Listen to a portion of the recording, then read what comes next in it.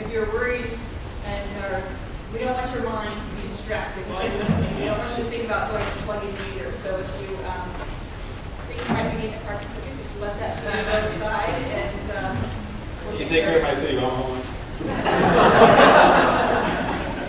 Busy day. Thank you, Rich.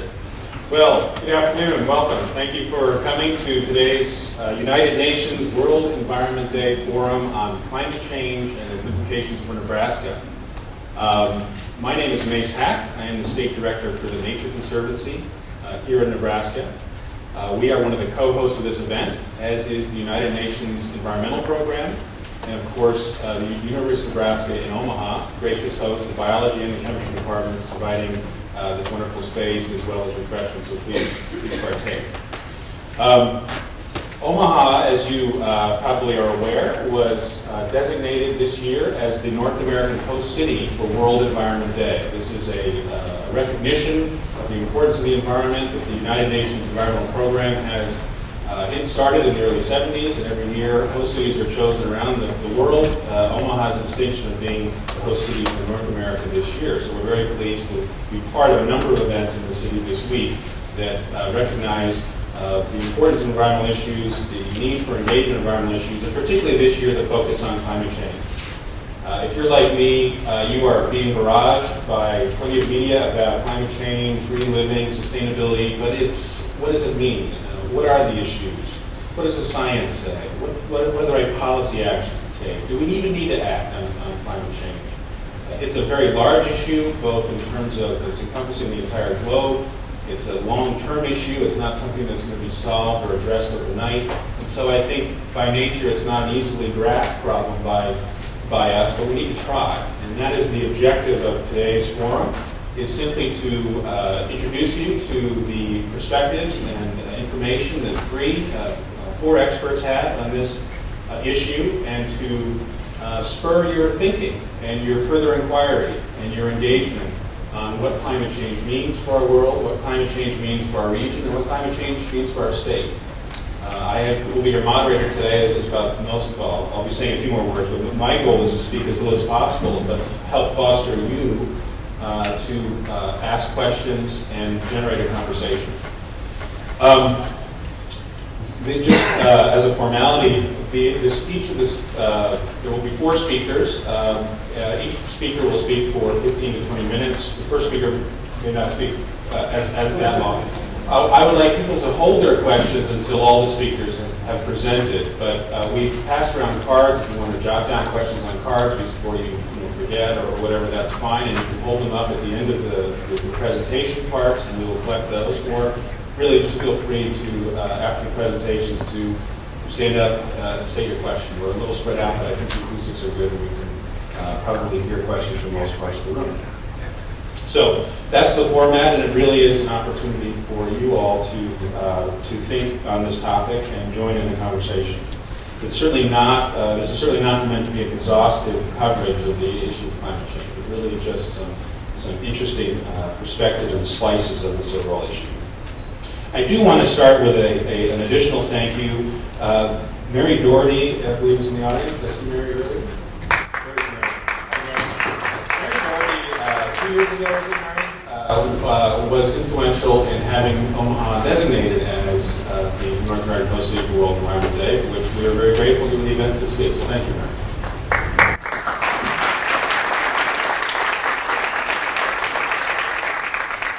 Okay, well, let me get started then. Our first speaker today is Dr. Harman Maher.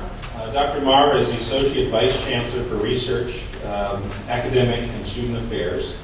Dr. Maher received his BS degree from SUNY, State University of New York in Albany, master's degree at the University of South Carolina, and his PhD at the University of Wisconsin.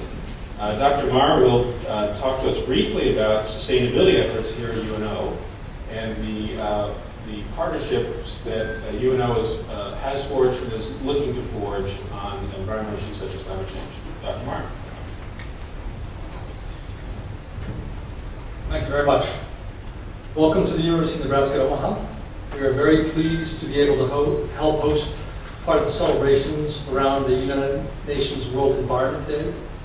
You, as I am, are probably eager to hear from our speakers, so I will be brief. I think we all understand that just a week dedicated to the environment, to global climate change, to sustainability is just a start, and that eventually awareness needs to deeply suffuse into and influence many human endeavors throughout most of the year. Perhaps UNO's most significant contribution to this effort is in educating our students about related science and issues, an effort that's constantly ongoing in a variety of courses and educational experiences. Additional efforts exist, research and otherwise, that I would like to quickly share that I think you might find of interest. Dr. May, Dr. Smith, and Sabirinoff in the physics and chemistry departments are involved in developing novel and more efficient materials for the photocatalytic production of hydrogen as a fuel, another form of solar energy fuel, and for thermoelectric recovery of waste heat. Dr. Kriz and others in our School of Public Administration collaborate with the local power company to investigate what incentives to customers result in real energy savings and how real-time energy use information coupled with incentives can change energy use behavior. Dr. John Bartle, who's here today, also studies sustainable transportation practice. Dr. Schroeder and Bishop of the Department of Geography and Geology use GLIN satellite imagery combined with fieldwork to look at glacial mass balances in the Western Himalaya, with a focus on how shifting monsoon behavior has influenced glaciers. A recent graduate student presentation by Roy Zach at our research fair displayed a GIS project to provide a finely detailed picture on where wind energy potential exists in Nebraska. Dr. Bruce Johansson of the Communication Department stands out in particular when it comes to educating broadly about global warming issues, integrating the science with a social justice perspective. He's the author of a book, Global Warming in the 21st Century, and recently also published a 2-volume encyclopedia of global warming science and technology. Dr. Benjamin Alvarado of our political science department researches and provides expertise on Cuba's energy policy in a regional and environmental context. And my discussions with him have been quite interesting, the different approaches that are taken in Cuba. Dr. James Wilson of the biology department studies lemmings and other small Arctic critters and explores their physiological response to global warming. With a more local campus focus, our Information Technology Services Department has a vigorous campaign to reduce campus power usage and carbon footprint through a number of initiatives, including virtualization of servers, powering off computers and equipment when not in use automatically. The savings are already substantial. UNO also has an active campus sustainability committee where the membership varies from students to deans to the vice chancellor for business and finance who's here today. Patrick Wheeler, our safety officer, deserves special attention and mention for his efforts to bring sustainability practices to our campus. These are some examples, and I apologize to those not included, especially if you are here today in the audience. I do not believe UNO is particularly exceptional in all of these types of efforts, and that is perhaps the good news. This type of activity is mirrored at many other universities. And I hope this event can help further encourage these efforts here at UNO and in Omaha and elsewhere. For those who live in this area, UNO does have expertise and faculty and students with a deep interest in these issues, and we may make a good local partner. My office is happy to serve as an initial contact point if you like. If you would like to find out more, if you'd like to find out if there's someone on campus with expertise that can help you. Well, I'm looking forward to these talks, and so I will conclude. Thank you again for attending this forum, and once again, welcome to UNO.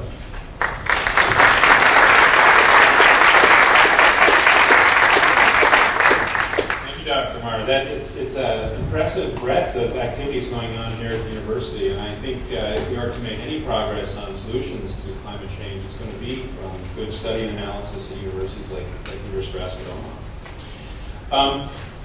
Before introducing our first speaker, I would like to just take a moment to introduce the Nature Conservancy, which some of you may know about, some of you may not, as one of the co-hosts of this event. The Nature Conservancy is the leading conservation organization working around the world to protect ecologically important lands and waters. We have worked since 1951 to protect over 119 million acres of land around the world, 5,000 miles of rivers and streams, and we have over 100 protected marine sites around the globe. We have about 1 million members, and we are in all 50 states of this country as well as in 30 countries around the world. The first two speakers will be our representatives or staff of the Nature Conservancy, and so I just wanted to get that introduction. We are successful in our work because we are science-based, and we pursue pragmatic, non-confrontational solutions to environmental issues, and we particularly try to work with partners and with communities. Our emphasis is not only on nature, but on nature and people. People as an important equation in nature. I know that will be a theme of all of today's talks. Our first speaker is Dr. Jonathan Halpstra. Jonathan is the Managing Director of Climate Change for the Nature Conservancy, and he can perhaps provide a little more detail about what that team does, but it's a large team of folks working across the dimensions of science and policy and finance to try to find strategic solutions to certain climate change issues. Jonathan grew up in southwestern Michigan. He received his undergraduate degrees from Stanford University and received his PhD from the University of Washington. He has spent a number of years studying particularly the issues of adaptation to climate change, adapting natural systems to the changes that will be coming, not only to natural communities, but to human communities with climate change. And he will be talking today about, we'll try to provide the large-scale picture and then scale it down to our Great Plains region and Nebraska in terms of what climate change may mean for our region. Jonathan. Thank you all very much for having me, and thank you for joining us today. It's a lovely day outside. I'm sure it's tempting to not be in a windowless room. So I'd like to take a few minutes today to give you sort of a big picture overview of climate change. And with just kind of a few minutes for each of these sections, I'd like to talk a little bit about how and why climate is changing, why we need to care, what it means for nature, what it means for people, and then talk some about some of the solutions that the Nature Conservancy is trying to bring to the climate change challenges. And then I'll at least try to stimulate some of your own thinking about how some of these climate change issues, which I'm going to look at from a global perspective, might be touching down in Nebraska, and be showing you a new online tool that you'll be able to go home and explore on your own. So climate change is no longer a far-off threat that needs to be studied and debated. It's a real and present issue. It's here, it's now. It's demanding action for us to respond and recover from impacts that it's going to have on people and nature. And it really demands action on two fronts. First, we need to begin to address the root causes, which are accelerating and increased level of greenhouse gases in the atmosphere that are driving global warming and climate change. And then secondly, we need to begin to prepare people and the planet for impacts that are now unavoidable. We have changed the atmosphere enough already that it's going to have impacts on our communities, on our economy, on natural systems, and we're going to need to help people and nature adapt to those changes. So in the climate change world, so I'll probably use these terms, we call addressing the greenhouse gas emissions mitigation. We're trying to mitigate climate change, contain it as much as we can, and we also will talk about adaptation, which is helping people and nature cope with changes that are now unavoidable. So a few remarks about how and why climate is changing, and I'm not going to go into great depth, but I do want to just touch on some of the major issues that are out there. As I said before, it's no longer something to be studied and debated, really. Increasingly, the science is very clear on what's happening. The planet has already warmed 0.7 degrees Celsius. It's about 1.2, 1.3 degrees Fahrenheit. It doesn't sound like very much, but nature feels it. We feel it. The difference between a 100-degree day and a 102-degree day starts to get important when you're talking about people's susceptibility to heat stroke and the like. So the planet's already warm, and it's happening in conjunction with increased levels of particularly carbon dioxide, but also other greenhouse gases in the atmosphere. So there are people who want to debate, is it human caused or not? We have seen a significant increase in carbon dioxide. It's coincident with, particularly starting in the Industrial Revolution, our use of fossil fuels.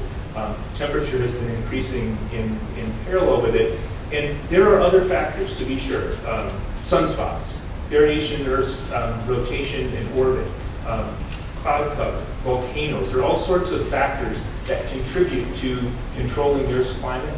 But to explain the changes that we've observed in the last century, you can't do that unless you include anthropogenic contributions of our greenhouse gas emissions. So increasingly the science is very clear that it's our activities, our impacts on the atmosphere that are driving these changes.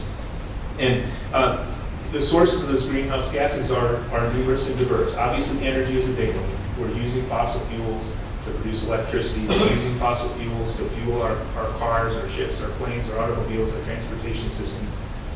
1/5 of the global greenhouse gas emissions, though, also come from land use changes, primarily from the destruction and degradation of forests.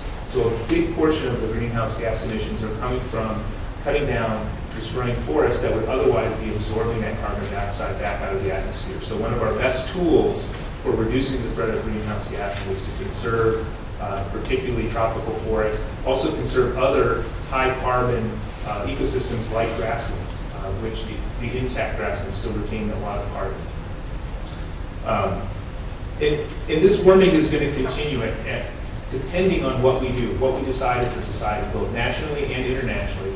How and to what extent we decide to control greenhouse gases is going to determine how much more warming we experience. Based on the greenhouse gases we've already emitted, we're looking at probably another degree of change. That could go to 3 to 5 degrees Fahrenheit, depending on how and when we rein in greenhouse gases. So we're looking at a climate that's going to continue to change in the coming decades. So why do we care? It seems like it might be slow. We usually talk in decades of these timescales of changes. Like I said before, nature's feeling these changes. And as a conservation organization, the Nature Conservancy is particularly concerned about that. So species are experiencing these changing climates. Winters are warmer, summers are hotter, springs are coming a little bit earlier. So nature's rhythms are changing. We're seeing spring come a week earlier in the Northeast, 2 weeks earlier in Britain. Species are starting to shift their ranges north. As it gets warmer, the southern part of the range gets too hot. The northern part of the range becomes more hospitable. They're shifting north. They're shifting uphill. In a completely natural world, that would actually be okay. But species that live on mountaintops or species that live up at the poles, like polar bears, there's no further north to go, no further uphill. So those species are naturally hemmed in. Others are hemmed in by their biology. It's one thing for a bird who can fly to move. It's another thing for a tree that doesn't have very much mobility and reproduces slowly. So the rate at which species are able to move is oftentimes slower than the pace at which climate is changing. And then lastly, because of humans' impact on the natural environment, we've also hemmed in species by fragmenting and limiting their habitat choices. So many species are restricted to small areas. They might once have had a vast landscape, but now they have only small patches where we've decided to protect natural systems as opposed to using them for others. So we're making it hard for nature to respond entirely on its own, which is what we think one of our important roles as a conservation organization is about, is helping nature respond to these changes. But I think the real story about why climate change matters is the impacts on us, on people, on our communities. One of the effects we're going to see as the planet warms, we're going to see extreme events become more extreme. So heat waves that killed 35,000 people in Europe in 2003. So this was in the news 5-6 years ago now. Heat waves like that are right now considered, occasional severe impacts that we aren't used to are going to be normal summer conditions by 2050. So a generation from now, what makes the news today because it's so hot and it starts to kill people is going to be what a normal summer looks like with climate warming. And that's just with a couple of degrees of change. Heat waves become more deadly. Flooding will become more intense. You'll have flashier storms. I live in Seattle, and for the last 3 years in a row, we've had 100-year storm events. That's great casino odds if we were betting, but it has tremendous damage on our communities. We had urban flooding that killed people in town. We had rural flooding that took out roadways and farms and transportation systems, and we had flooding and landslides out in our forest lands that actually washed downstream that we had debris flow. So these kinds of severe impacts will get more severe in the future. Another factor, precipitation patterns will change. We already have 2 billion people on the planet that struggle for reliable access to clean water. That's going to become even harder in a world where parts of the world are going to be drier. And so you're going to have people already struggling for water resources struggling even more. Climate change also threatens to reduce crop productivity by 10 to 15%. In a time period when we need to feed 3 billion more people.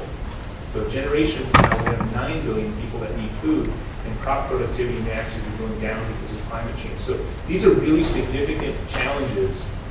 There's a significant challenge without climate change, making sure people have water, making sure people have food. they're going to be even harder with climate change. And then lastly, we continue to demand more and more energy as a society. So we're going to try to squeeze more energy, oftentimes using the same kind of fossil fuels that are driving this problem. So we've got a mighty tough balancing act, I think, ahead of us.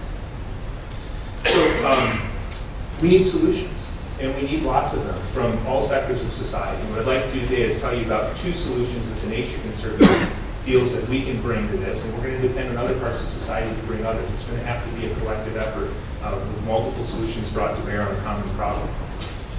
And I think both of our speakers will actually speak to other sorts of solutions, so we may have some overlap, but hopefully you'll start to get a feeling for the types of solutions that are out there. From conservation, we think conservation brings some significant solutions to climate change problems on 2 fronts. One, on this mitigation issue. How can we start to reduce greenhouse gas emissions globally? Like I said, 1/5 of those emissions is derived from deforestation. So we think that one important thing we can do, and that the Nature Conservancy is good at, is to work with people around the world to protect and restore forests. If we could reduce deforestation rates, if we could reduce degradation rates, and if we could encourage reforestation, we think we can make a significant contribution to reducing greenhouse gas emissions and containing the extent of climate change. And so we've got we've one of the largest portfolios of forest carbon projects out there right now. One of our flagship projects is the Noel Kempf National Park in Bolivia. 12 years ago, we worked with the Bolivian government and a local NGO to expand a section of the park, and we did it in a way where we were able to rigorously and scientifically document the amount of carbon that was not emitted because we protected those forests. Those forests would have been susceptible to logging, and because of our action, they weren't. We avoided the deforestation. We've been able to document how much carbon emissions we've saved, and we've used that and subsequent pilot projects to establish the standard how-to methods of how can you protect forests and verify the emissions reductions that come from that, in the hopes that if we enter into some sort of carbon market, we'll be able to generate carbon credits to show this is a valuable service being provided by an intact forest instead of just relying on forests for lumber.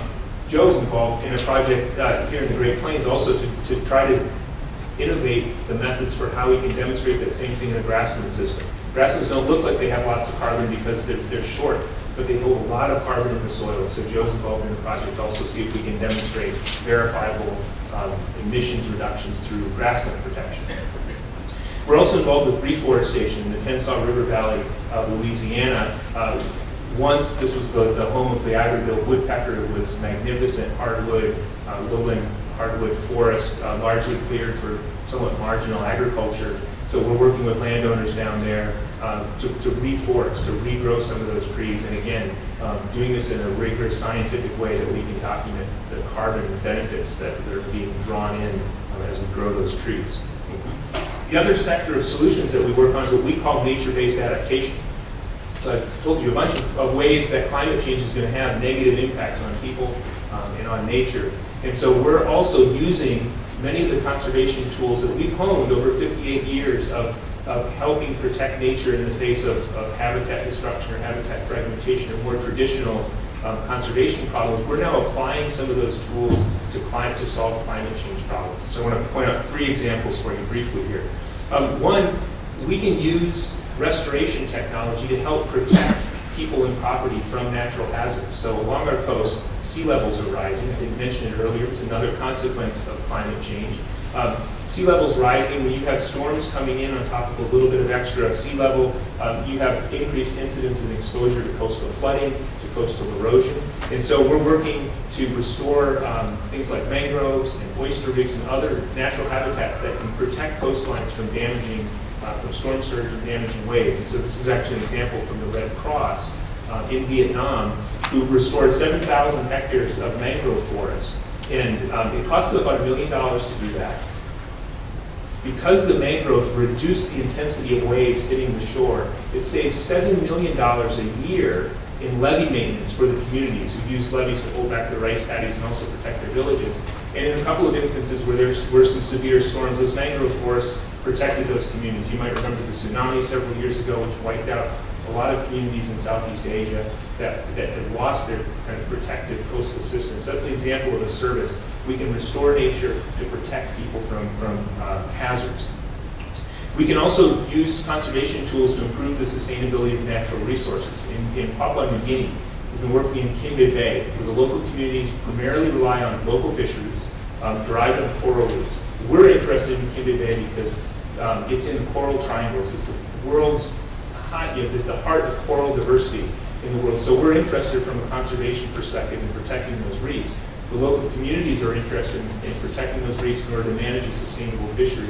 And we've worked with them to identify the parts of the reef that will be most resistant to warming seas, which can cause the corals to bleach and potentially die.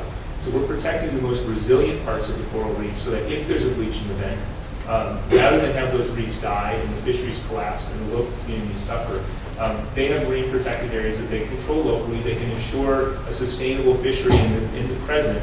And if there's a bleaching event, those reefs are prepared to recover. The protected reefs that are what we believe will be the ones that survive and are able to recover and restore the rest of the reef. And the last example is we know that some changes are unavoidable and perhaps unpreventable, and so we can help foster a transition into some new conditions. And so here we're working in North Carolina on the Albemarle Peninsula, where sea level rise is really not going to be held back. And you could, in principle, build a gigantic seawall, but you've got tens of thousands, if not hundreds of thousands of miles of coast in the world. So what we think instead is a better thing to do is to anticipate that if there's going to be a future where that shoreline is going to move inward, and we're going to try and help that happen in a way that the natural values of that area in there, and cultural values of that area can persist. So things that are already happening are the shoreline is eroding, you have higher seas, increased wave action, increased erosion. So we're storing oyster reefs to provide a natural breakwater and protection to slow the erosion.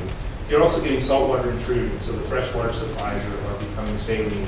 That's hurting natural plant life. It's also hurting agricultural productivity. So we're changing the way that the irrigation ditches are being managed, trying to minimize saltwater intrusion through that route.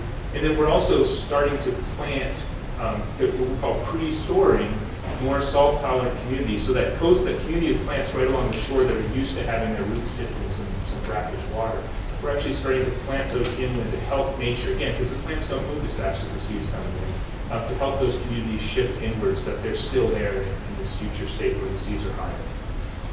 So those are just three quick examples of what we think are great conservation solutions to climate problems. And the reason we're really excited about them is that they're proven, and they're ready, and they're oftentimes very cost effective. So we need to start acting now on climate change problems.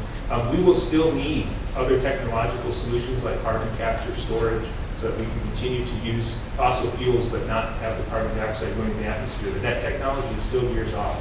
We can protect and restore forests now. We can apply nature-based adaptation. So this is a big global picture. Joe, can I hop into the computer? What I'd like to do with my last few minutes is shift gears a little bit. So big global survey of some of the climate change issues. Now I want to help you start thinking about how might climate change start to touch down in Nebraska. And I want to show off a brand new tool that just launched last week that the Nature Conservancy developed with the University of Washington and the University of Southern Mississippi. We call it Climate Wizard. So when you get home, you can hop online, it's climatewizard.org. It's a very easy to use interface that lets you explore historic and projected future data about temperature and precipitation for any country in any state. So what we see here now, I'm going to have to look back so I can see what Joe is showing you. Joe, can you just scroll up a little bit so we see the whole map? Oh, sorry, down, thank you. So come back a little bit. There you go, thanks. So here what we see is the United States, and if you read across the little boxes across the top, we're looking at the United States, we're looking at the data over the past 50 years, and this is a map of change for the month of June. So this is June temperatures and the difference between 50 years ago and today. And you can see that change mapped across the United States. So a couple of things I want you to see right away is that climate change is not uniform. Climate is changing more and less, and sometimes even in different directions in different places because of local climate, right? Climate in Nebraska is different from the climate in Seattle, is different from the climate in Tucson, is different from the climate down in Brazil.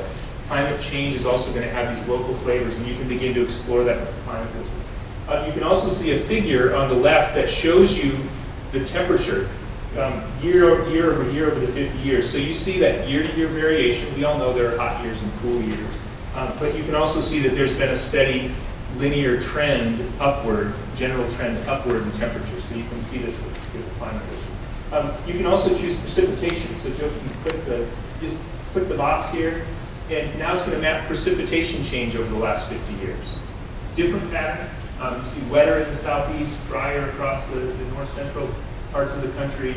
But again, on average, precipitation is varying year to year, but there's this upward trend. You also still see some extreme events. There was one extremely dry year that you can see where that dip comes way, way down. In addition to past temperature, we can look at future. So if we take mid-century, let's do temperature again. So now we're looking at projections of what might the future look like. So this is 50 years from now, what is average June temperature going to be like?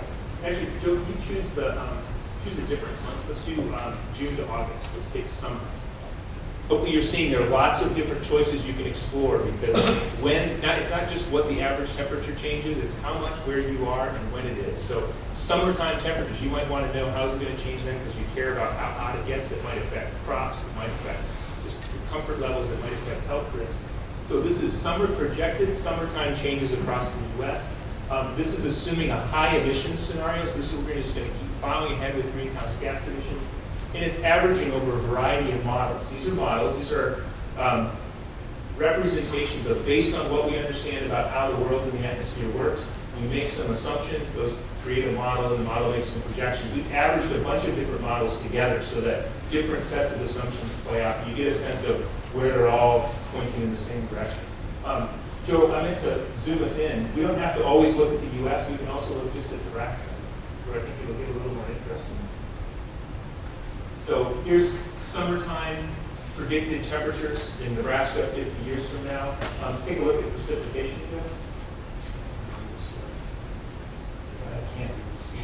Sorry, there's a scale. Makes a suggestion. Should I read the scale for you? I can't personally read it from here on the screen, but if you go home, you'll be able to read it more closely. There's a scale bar on the side. It's projecting. I think on the temperature side, it was pushing upwards towards 10 degrees warmer on average, that's a significant change.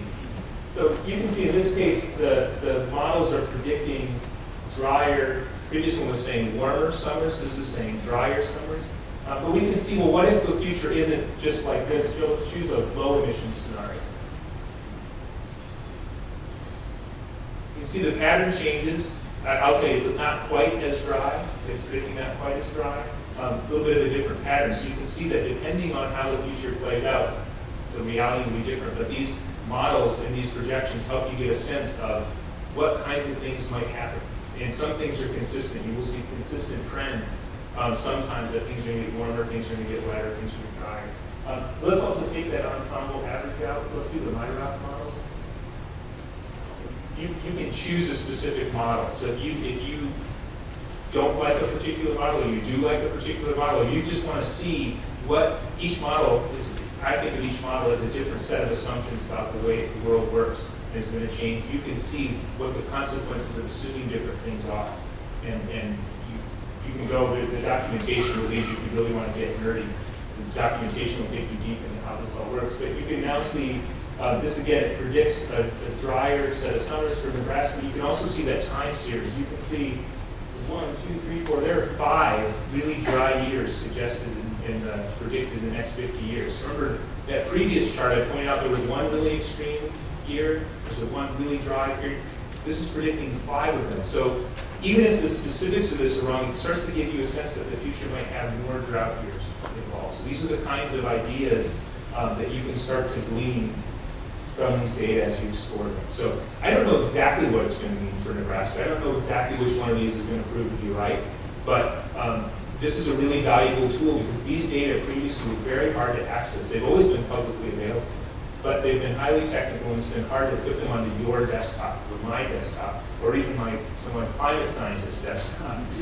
It was very specialized information, required specialized software. So the Climate Wizard is great because it brings global and state level data, historic and future, multiple models, multiple emission scenarios to your desktop where you can explore them and you can begin to ask and maybe start to answer questions about what might it mean if it were to be 5 degrees warmer every summer, or if we were going to have 5 times as many droughts, or maybe if we were going to be 20% wetter than usual. How might that affect agriculture? How might that affect water supplies? I'm like that fishing model.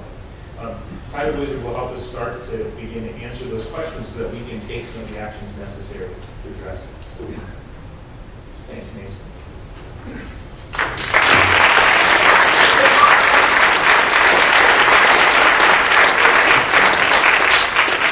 That's great, John. Thank you. And don't forget, jot down questions. Our next speaker, we'll go right into. The next speaker is Joe Fargione. Joe is one of our lead scientists for the North American region. Joe is originally from Minneapolis, did his undergraduate work at Hampshire College in Massachusetts, and his PhD at the University of Minnesota. Joe has a great expertise in the area of renewable energy, particularly biofuels, and he will be talking to us today about an issue that certainly in my newspaper and your newspaper has been very prominent the last couple of years in terms of renewable energy, biofuels, wind energy. I think a lot of people are looking at our part of the country as ground zero for not only generating more energy from renewables, but more energy for the rest of the country as well. So Joe will focus on that topic, and welcome, Joe.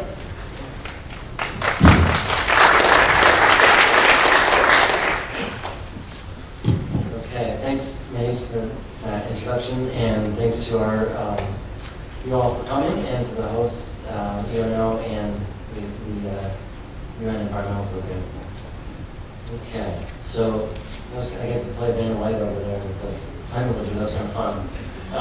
Trying to remember what I was going to say now. Kind of got distracted from playing with that cool toy. So, okay, as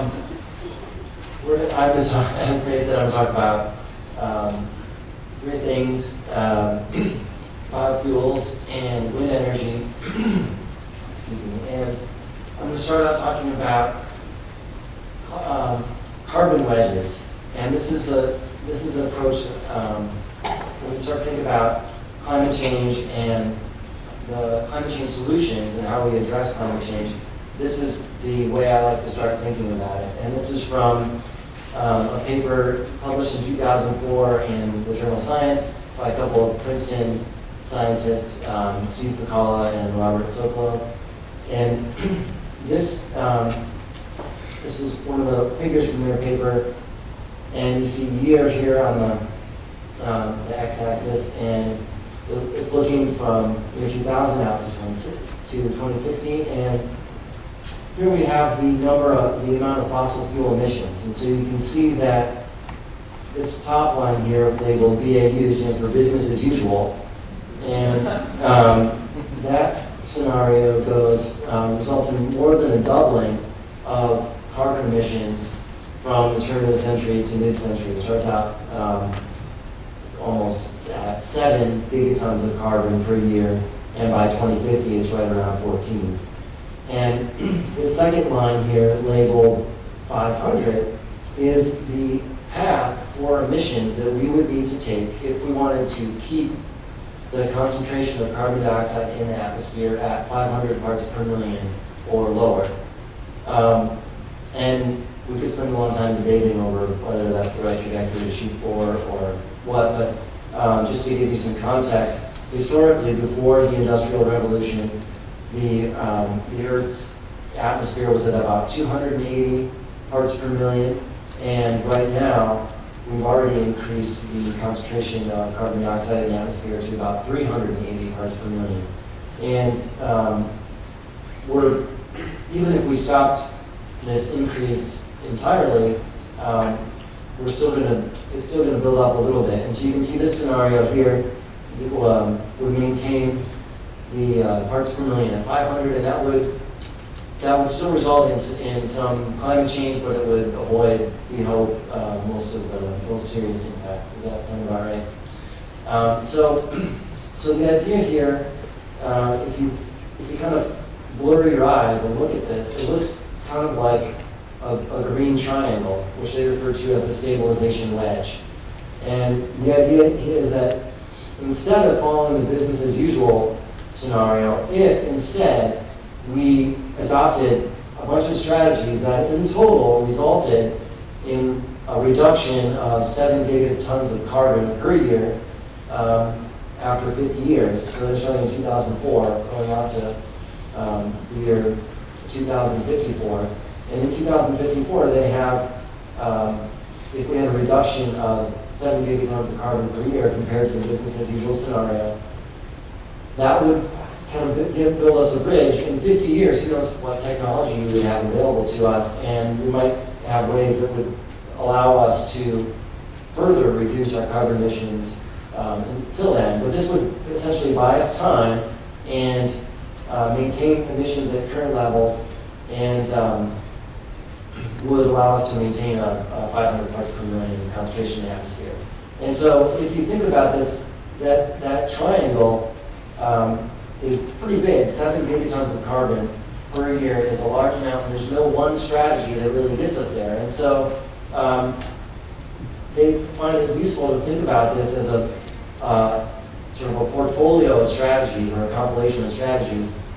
And if you have 7 wedges here, each one able to result in 1 gigatons of carbon per year, to be ramped up to do that over 50 years, or within 50 years. Then you can think about sort of manageable things that we could do to stop climate change. And so this is a really useful way to think about this, I think, as we can start talking about what makes up a wedge. You know, can it be part of the solution? Is it big enough that it could make up 1 wedge or 2 wedges and really help contribute to solving climate change? So in that paper, this isn't all of the ones that they list, but they list 14 or so different possibilities of ways we might try to help solve climate change. And we're going to need 7 or 8 of them, so we don't have to have all of them. But there's no one thing that's just going to work. So they say, well, if we were able to double fuel efficiency, right? So double the miles per gallon of our cars. And the interesting thing about this paper is they focus on existing technologies. So they're saying, let's start solving climate change now. Still need to invest in future technologies that are transformative, but these are things we could do now that can help us get on the right path. So we could double miles per gallon. We could have more energy efficient buildings, as is being worked on here. And that actually is one of the most appealing solutions because it has a negative cost, right? If you invest in more energy efficient windows, you actually save money over time. So there's a lot of things we can do that can help fight climate change that actually save us money, don't cost more. We can have, these are examples they give, we could have improved efficiency in coal plants, we could substitute natural gas for coal, carbon capture and storage. This is existing technology, the economics of it haven't been totally worked out, but the people have been taking carbon dioxide and pumping it underground to help us recover gas more efficiently for years, and so that's an existing technology. We could double the amount of nuclear power we have, and then this is based on where we were at in the year 2004, and we've already had a large growth in wind, so this number would be smaller today, but in 2004, they said if we had 50 times more wind, or 100 times more biofuel, or 700 times more solar, we didn't have very much solar to begin with, so it's not quite as daunting as it seems. Or we could reduce tropical deforestation, which, as Jonathan mentioned, is an important source of climate change. So I'm going to spend the rest of the talk focusing on 2 pieces here, the biofuels piece and the wind piece.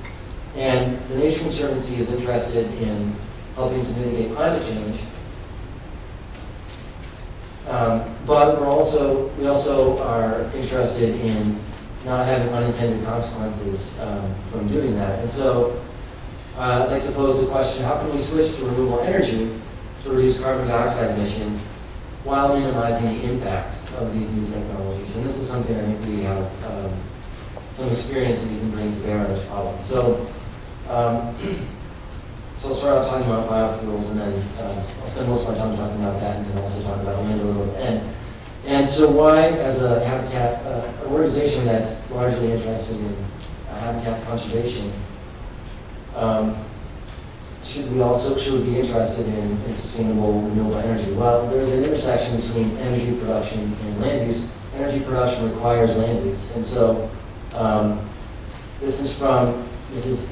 apologize for not usually show such cluttered slides so we can read this, but This is from a paper that's in review right now that we've submitted. It looks at how much land it takes for different forms of energy production. So in the an equivalent unit of energy here, so per terawatt hour per year, how much land is required. And so the main point here is that the cellulosic, corn ethanol, sugarcane ethanol, these take the most amount of land, per unit energy. Using biomass for energy is the most land-intensive way to produce energy. And if you look specifically at corn ethanol, it takes about 5 times more land than does wind. Wind takes about 5 times more land than solar photovoltaic. So, than thermal solar. So we have it takes a lot of land, and so that raises the question of if we start developing these technologies, where is that land coming from? How can we site these in appropriate ways so that we're minimizing the impacts of wildlife? And how can we do this in a way that's sustainable? So,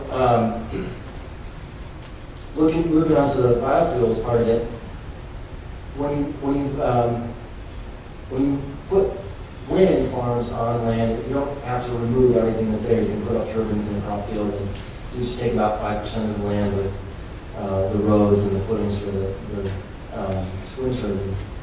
But when you use a biofuel crop, you have to replace what's there, and so this brings into this makes this issue really relevant. So a lot of people don't realize that there's almost 3 times as much carbon in plants and soils as there is in the atmosphere. And if you think back from your high school biology class or into Star Trek, you might remember that all life on Earth is carbon-based, right? So so most people look at a forest when they think about different aspects of nature and going for hikes and so forth, and swinging from climbing trees and going on hikes and so forth. But scientists look at those forests and they think about, well, that's a lot of carbon. So plants are about 50% carbon, and most people realize when you burn down forests, when you burn wood, it releases carbon dioxide. Not everyone realizes that when you convert grassland to crops and plow that up, you release about 40% of the carbon in the top foot of soil. So whether you're talking about forests or tillage of soil, both land clearing results in the emissions of carbon dioxide, and as John mentioned earlier, this clearing of land contributes to about 20% of all humans' carbon emissions. So when we're pursuing sustainable renewable energy production and it results in land clearing, we have to be careful about these indirect consequences. So one of the things that people point out when we're talking about biofuels as well, we won't necessarily need additional land for biofuels because yields are increasing. And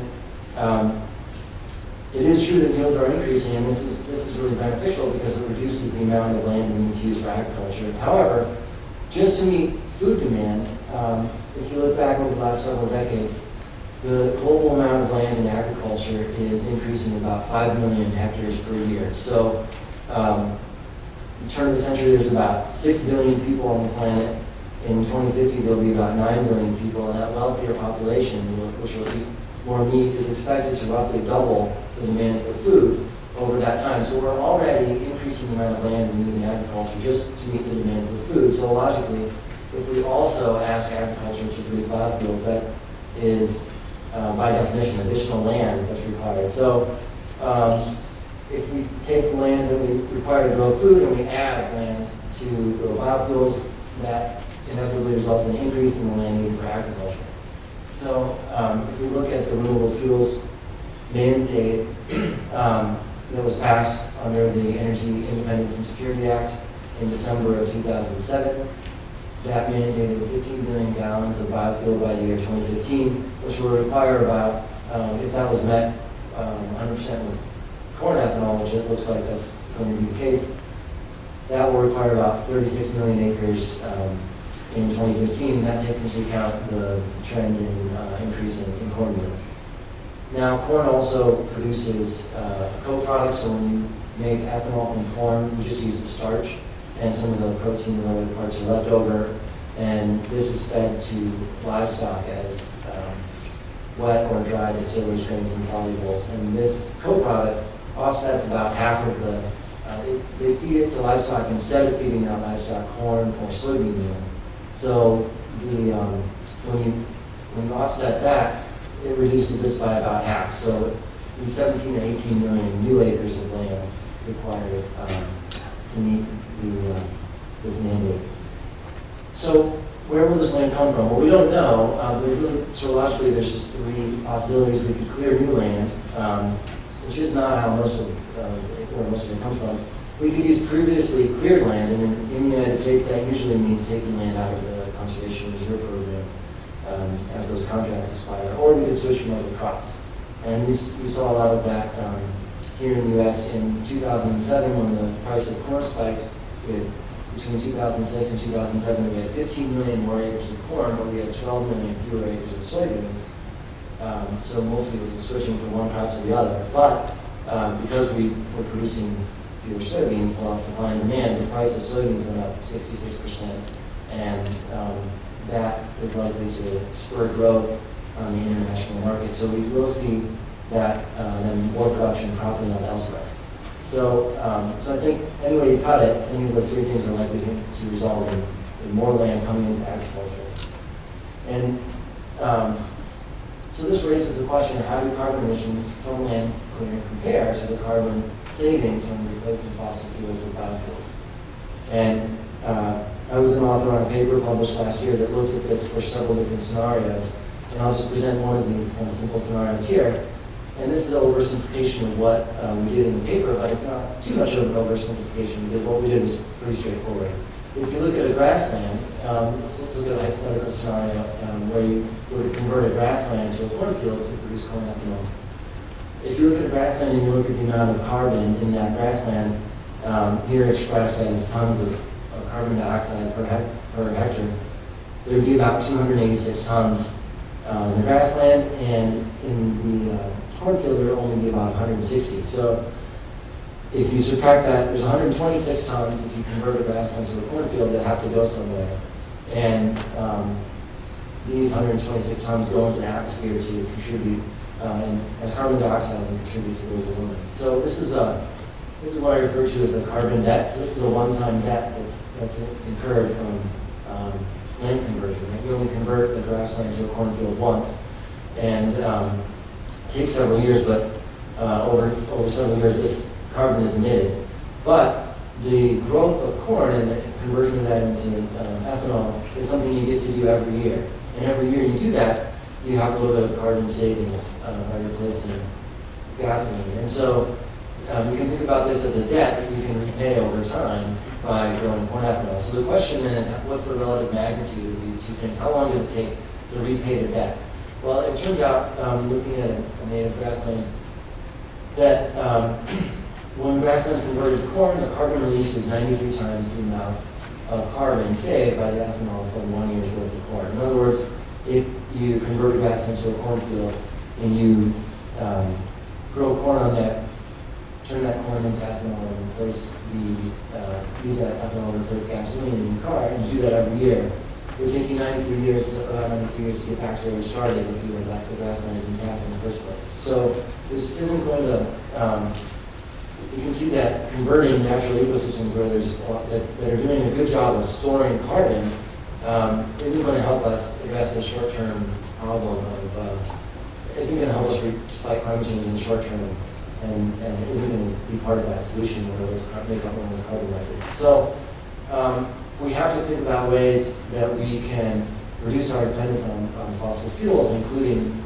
petroleum, and do that in a way that, it'd be great if we could do that in a way that contributes to fighting climate change in the short term. So there's a variety of ways that we could make our biofuels more sustainable. Some of those require cellulosic ethanol to become more commercially viable, but we can use native perennial crops on degrading and abandoned land, and there's estimates for globally how much of land there is that are no longer suitable for grazing or crop production with our annual crops. There could be potentially suitable for use of perennial crops like switchgrass in the States or other perennial crops for use in cellulose ethanol. But there's also a whole bunch of ways that we can use waste that don't require additional land. So there's agricultural residues such as corn stover, which what many of you probably know is the stalks that are left over after harvesting corn cobs are called stover. Cover crops, so you can get, doesn't require additional land. There's storm and pest damage trees, forest thinning, so there's many places where we've had fire suppression that ecologically would benefit from thinning. And there's other forms of waste. And I have algae up here because that's one of the few potential ways to produce biomass that is an order of magnitude larger than our current crops. So there's been estimates of 100 tons per acre of production for algae. So there's a wide range of possible ways we can make biofuels more sustainable. Okay, so there's a lot more I could say about biofuels, but in the interest of time, we'll move on to wind. So here's some trends on wind. There's right now about almost 30,000 megawatts of wind installed capacity. And when I did this slide a year ago, that number was 19,000. So there's been a 50% increase in the amount of wind in the last year. It's really growing quite rapidly. And if you look at the number of proposed wind farms, the proposed capacity is almost 100,000 megawatts, greater than that. So it's really expanding quite rapidly. And if you look at what a little bit farther than that, there's a report put out by the Department of Energy last year called the 20% Vision Report, which looks at how we might get to getting having 20% of our electricity generated from wind power by the year 2030. So to do that would require about 305,000 megawatts of installed wind capacity. About 64,000 that would be offshore, 241,000 on land, and the stuff on land would take about 12 million acres. And that is counting, that's basically how much land the wind developers would need to lease, so sort of the whole wind farm. And you guys have seen turbines, so you know that they're spaced a little bit apart. If you put them closer together than about 4 rotor widths together, then there's turbulence and they interfere with each other. So to get the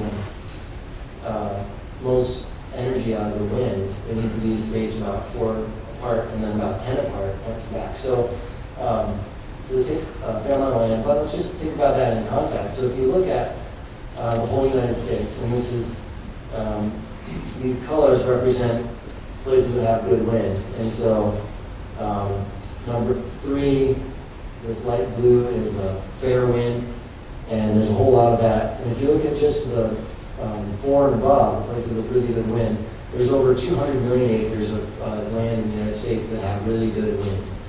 And if you count the stuff that's fair, and there are wind farms going into places that are way over 3, there's at least double that, right? So there's hundreds of millions of acres of places we could put wind farms, and we're probably only going to have about 12 million acres. And so,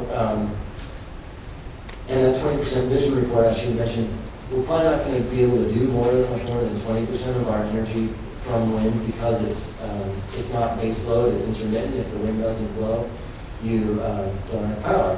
And right now, wind farms only generate power about 25% of the time.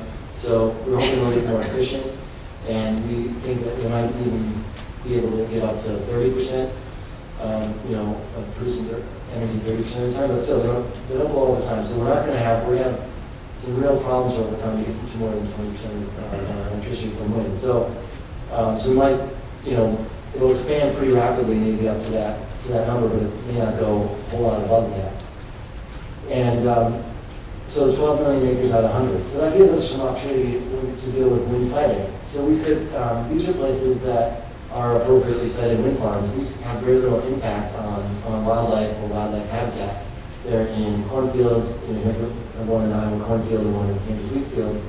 And this is a wind farm that we feel was not as appropriately sited. It's in the heart of the Flint Hills in the middle of large intact grassland. And So given that we have a whole lot of flexibility into where we put wind farms, we much prefer them sited in places that are likely to minimize impacts to wildlife. And so, I don't know, again, I think I'm out of time, so I'll just go through this very briefly, but there are potential impacts on wildlife because birds and bats sometimes get killed by wind turbines. They can fragment intact habitat because there's not just the turbine there, but the roads that need to be maintained. And then this is something that a lot of people don't think very much about, but imagine you're a prairie chicken. And if you want to try and think like a prairie chicken, they're used to living in places that have no trees, and they rarely put their nests next to trees because trees are where raptors perch. So if you are a prairie chicken who likes to put your nest next to trees, your genes are probably no longer in the gene pool. So there's been really strong selection to avoid vertical structures, and wind turbines are a really big vertical structure. So there's some evidence that prairie chickens may avoid nesting up to a half mile or a mile away from a turbine. So if we can essentially we may essentially be eliminating that as viable habitat for prairie chickens if we put wind turbines in their remaining intact habitat. So there's a lot of opportunity there to avoid habitat, and that's one of the things that we're working on trying to do. And this is one example of how the Conservancy is working. We work with partners in Kansas, and they have this map with 2x2 mile grids. And for each of those grid cells, they gave it a rank from 0 to 8 for its conservation value. And so we're working with wind developers to try and encourage them to site their wind farms in places that have lower on the scale of conservation rank.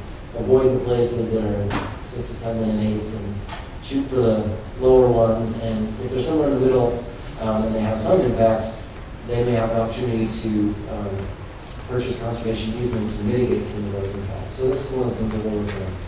And so in conclusion, I talked first about carbon ledges, and the real take-home message there is that we can address climate change with existing technology. And renewable energy is an important part of the solution, but we also would like to avoid unintended consequences by trying to make these solutions as sustainable as possible. Thank you.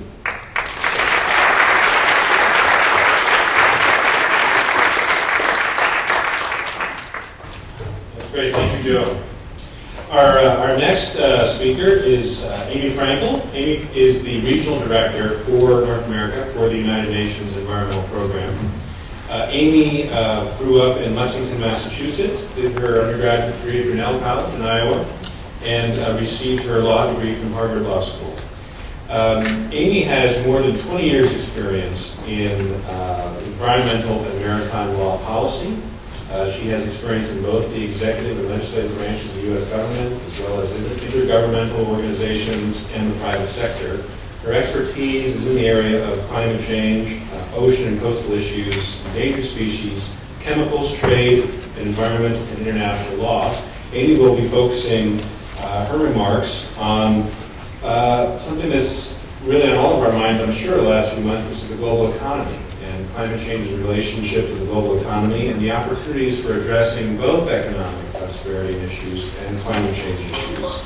And I think she will also provide some remarks relating to what we as individuals can do with respect to climate change. Welcome, Amy.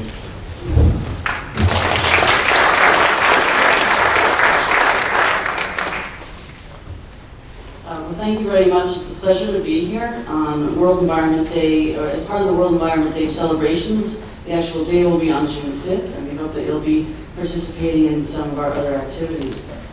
First, I'd like to thank Mary Dougherty, who I'm really pleased that she's here, for everything she's done to organize all the events that are going on in Omaha. And also Renee King from the Nature Conservancy, who organized this forum today. Thank you to the Nature Conservancy. We actually at UNEP are partners with the Nature Conservancy in a lot of the different conservation projects that you heard described. Now, since 1972, World Environment Day has been a day that we have used to raise awareness about the environment and also to encourage all sectors of society to take steps to address environmental issues. Now, you've heard some sobering facts today from John and Joe about the unquestionable threat of climate change and what we're facing as a humanity. I'm going to add just two other facts. Joe alluded to a debate about what is the right atmospheric concentration of greenhouse gas or carbon in the atmosphere.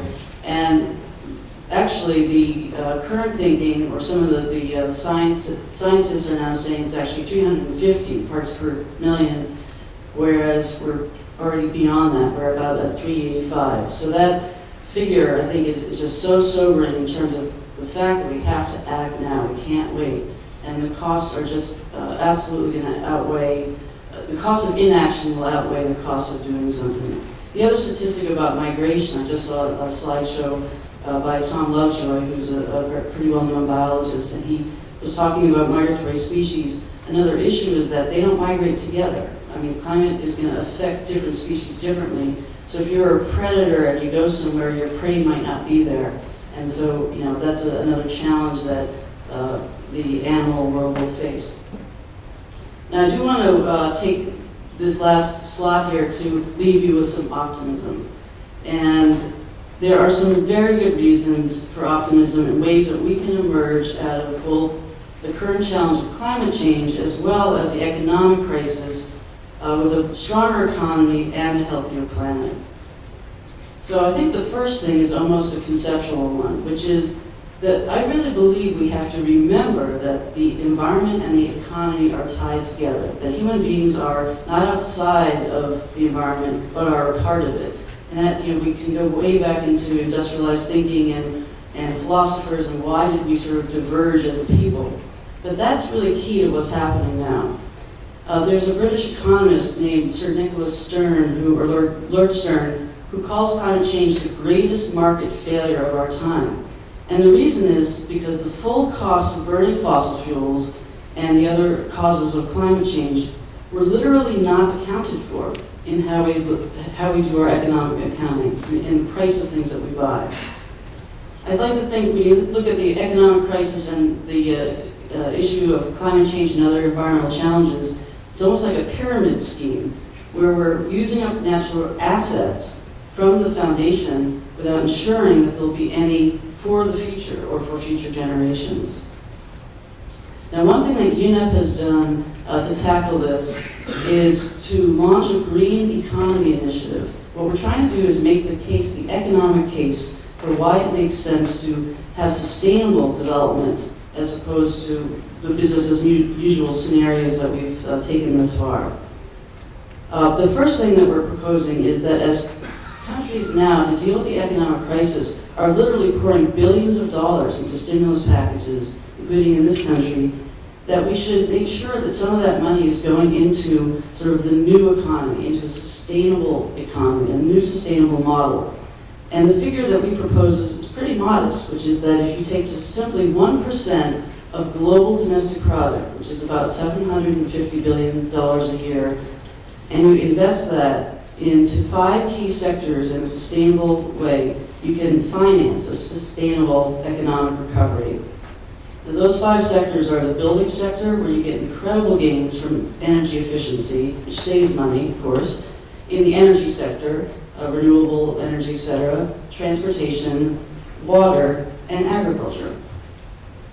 Now, what is needed is both, as I said earlier, every different sector has a role here. Governments, certainly national governments, have a key role to play to assure that the signals that are being sent to markets are correct, that the right incentives are there. And governments, including the U.S. Government, are taking great strides to do that, to put into place new policies, to create a place where the private sector and others can really bring innovation and, you know, have reason to invest in renewable energy, in sustainable agriculture, etc. Now, one thing that UNEP has looked at, and we issued a report last fall, is at green jobs and the kind of opportunities that investment in these sectors can, what will that mean in terms of jobs? Is that really realistic? And we actually had a very interesting finding, which is that right now, just taking the renewable energy sector, that there are more jobs around the world in the renewable energy sector than in conventional fossil fuels. So that was an interesting finding. And part of it is just the more labor-intensive nature of some of the renewable sectors. That's very encouraging. Our finding is also that a global transition to a low-carbon and sustainable economy can create, in the future, large numbers, millions of green jobs across many, many sectors of the economy and can truly become an engine for development. In the US, another statistic, over 8 million jobs were created in energy efficiency over the past few years. A second area is renewable energy, and Joe touched on some of those developments. We just issued a report actually today about how much investment is going into this sector compared to last year. It's an annual report that we provide. And the interesting fact here is that even with the economic crisis, the amount of investment in renewable energy in 2008 grew substantially over 2007. So that's really encouraging. There was $155 billion that was invested in 2008 in clean energy companies and projects worldwide. That was a fourfold increase since 2004, just to give you a sense of context. So it went from about 35 billion to 155 billion in just since 4 years. Now, what's interesting is it's not, if you look at where is this happening, in fact, because of what's happened in the economy in the US and some of the rest of the developed world, in fact, the investments have dropped a little bit at the end of last year. So we actually saw a decrease in investment in terms of growth in the US, about 2% of a dip. And what's happened in the rest of the world, in particular China and India, is a phenomenal growth of investment. And it's interesting for a few reasons. First of all, it's interesting because within China, they've grown incredible wind capacity, for example. So in their own country, they're investing in wind. The second thing is they've now become the leader in investing in wind technology. I'm sorry, actually not wind, photovoltaic manufacturer. So that's about competition. They are now poised to be, competitive and selling on the world market to other markets such as the U.S. that need that energy. So the challenge, I think, for the U.S. and other countries is, well, they should get on the, let's get on the capitalist bandwagon. We should take this as a incentive to say, look, there's jobs to be created here, and the U.S. is actually falling behind the curve if you look at what's happening in certain countries like China. So that's fairly interesting.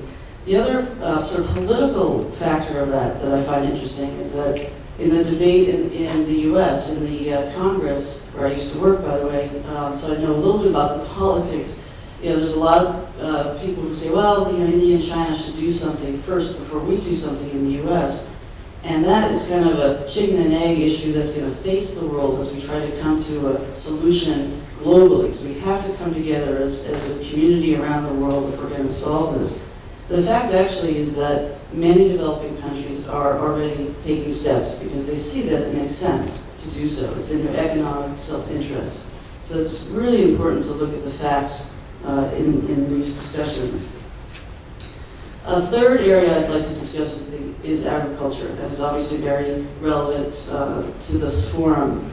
And there's a lot of different statistics. I have a statistic that says about 30% of all greenhouse gases worldwide are from the total land use sector. So that's agriculture, forests, and other land use. And of that, as much as 14% from agriculture, which is quite substantial. So I won't repeat what was said before, but the fact is that when you disrupt the soil and grasslands and forests that are there, you're taking away, you're both releasing carbon into the atmosphere and you're getting rid of a sink or a ability to absorb carbon out of the atmosphere. So it's got sort of two different problematic elements. Sustainable agriculture practices, and I think the U.S. again has got some great experience and leadership that can be brought around the world sort of as best practices and capacity building for other countries.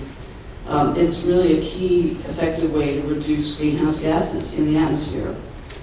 We're going to be releasing a report in a few days on World Environment Day about what's called biosequestration, the capacity for soil and plant life to absorb carbon out of the atmosphere, and how important it is that we take steps to preserve and replant. And we have some initiatives at UNEP. For example, we have a billion tree campaign, which is actually now 7 billion tree campaign, because we already hit the billion tree mark, and we'd love you to get involved with that. There's some very simple steps like reducing tillage and reducing the use of nitrogen fertilizers, prevention of erosion, that obviously can help on sustainable ag. Another element of this is, and there's some environmental experts who are concerned that there's so much focus on climate change. What about all the other issues? You know, we still have clean water, chemicals issues, we have clean air issues, we've got health issues, biodiversity. You know, is all the money and attention going to climate change? And I'd like to think of climate change really as a lens through which we can see those other issues, because it affects all the other issues. So for example, taking sustainable agriculture again, if we can use sustainable agriculture, it helps with other problems. It helps with poverty. You know, the principal source of food around the world is from agriculture. We heard about what's going to happen with population growth if we don't use our land in a more sensible way. Water scarcity. The irrigated agriculture uses globally between 70 and 80% of all global freshwater supplies, and about a half to 2/3 of that is lost in transit in irrigation systems. So we have, you know, and as climate change and the impacts of climate change are felt more and more, the impacts on water are certainly going to be felt. So these things are not in isolation; they really are integrated, and working in one sector will help another. Final point on agriculture is just the economic opportunity. And one statistic about organic agriculture, or the organic food sector, which is incredible, which is it's growing by leaps and bounds. And globally, sales have been growing by over $5 billion a year in recent years, and now exceed $46 billion. So again, you know, there is a market for it, and it makes sense in terms of environmental impacts.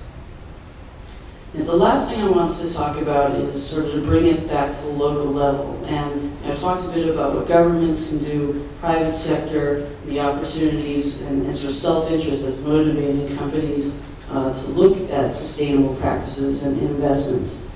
But there's also back to the individual level, and also, you know, what we do in our workplace, in our homes, in our communities.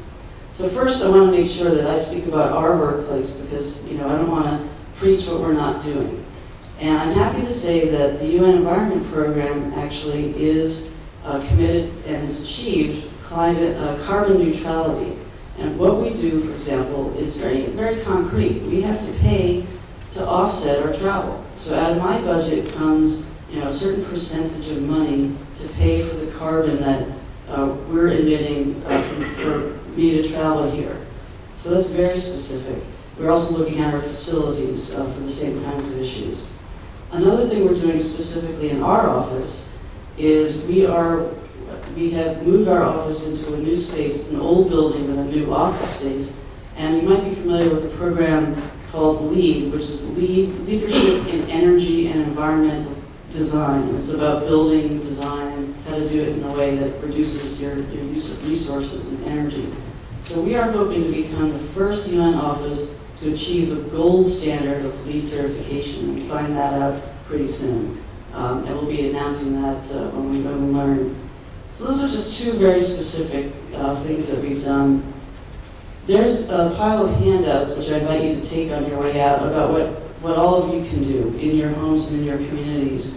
And just a couple of examples, and I'm sure you've heard these all before, but when you look at the numbers, it's actually tremendous. When one individual does it, it already has an impact, and then when more and more people do it, it really does have an impact on the output of carbon in the atmosphere and other greenhouse gases. So for example, replacing light bulbs, the old incandescent, Edison bulbs, with energy efficient bulbs. And there's new things coming on the market all the time. Now, Energy Star, you might be familiar, it's a voluntary program, but the government has set up a system to say this qualifies because it's energy efficient. So, according to them, if every American home replaced just one light bulb with an Energy Star qualified bulb, we would prevent greenhouse gases equivalent to the emissions of more than 800,000 cars, taking those off the road. You also save money. I mean, that's the other, good part of this. Another thing you can do is check your tire pressure. The Department of Energy estimates that you can improve your gas mileage by about 3.3% if you keep your tires at the right level. And again, that reduces emissions, saves you money, saves wear and tear in the car. It's safer, by the way. It's a win-win-win. Another is shower heads. There's low flow, and they're getting better and better, so the pressure is not so bad. Estimate there, you can reduce your home water consumption by as much as 50%, and your bill, by the same. So those are just some examples. You'll see some more on the table, but they really are important. And I've got those light bulbs all over my house, and tire gauges everywhere, and they're small, but these small steps matter. And one of the things that individuals can, of course, do is to make your voices heard.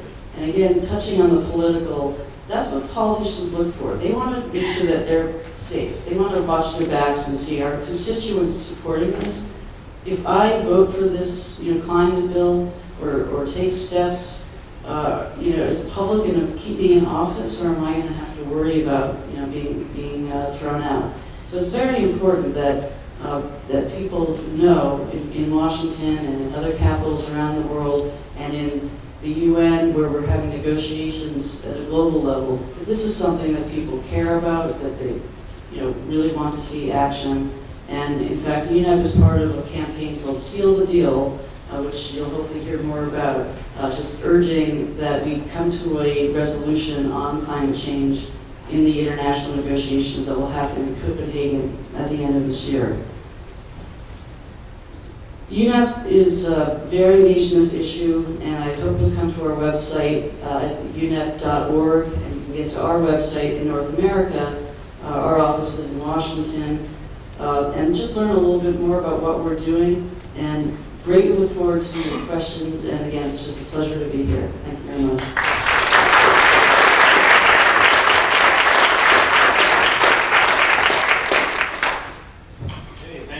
Thank you, all speakers. We have a little over half an hour for questions at this point. If you have questions that you'd like us to ask on your behalf, just hold up in the air, we'll collect them. Or if you'd like to just jump up and ask a question, please feel free to do so.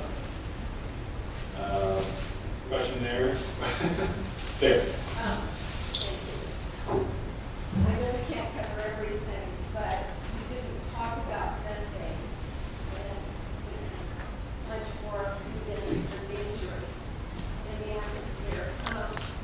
And animals, particularly cattle, produce a lot of methane as well. Can you speak to that and what percentage of greenhouse gases go on?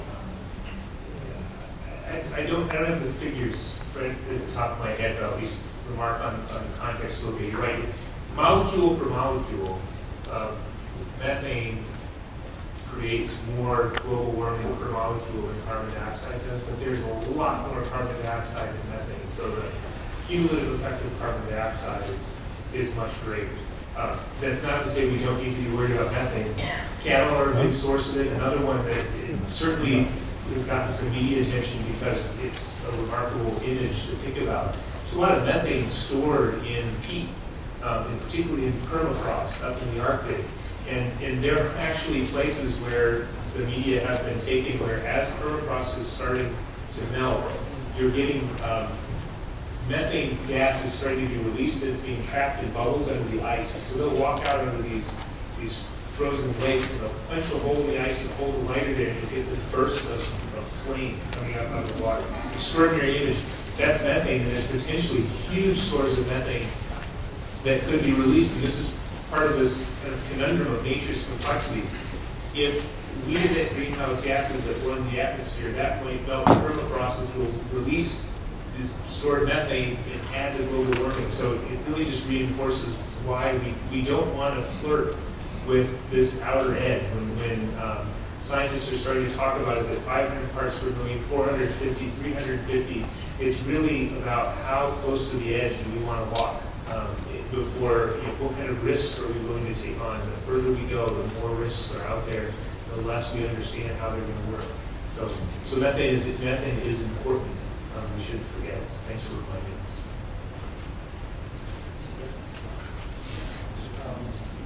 First of all, thank you all for very lucid and informative talks.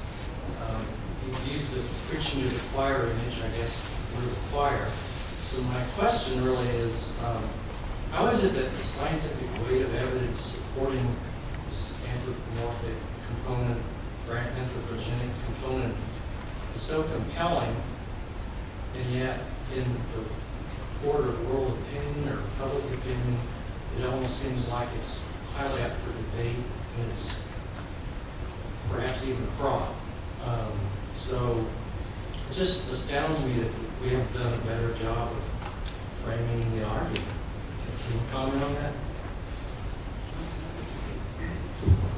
Maybe I'll start and others will jump in.